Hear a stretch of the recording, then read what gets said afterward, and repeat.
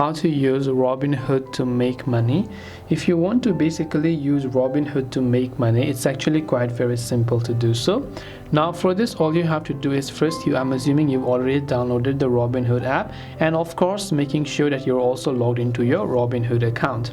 Now after you've done that and created the account, and then you have verified the identity and so on, to make money on Robinhood, you have to simply buy shares of companies you believe will increase in value. So you can come to the chart icon from here, scroll down and simply choose a company which you think will increase in value. Then after that, you can simply go to options trading and some cryptocurrencies if you want to invest in digital currencies like Bitcoin or Ethereum. Then after that, you can simply start investing, sort for stocks and use a search bar to find the companies that you're interested in. Then after that, you can simply sell your stock later on to be able to make money. This way you will be able to use Robinhood to make money.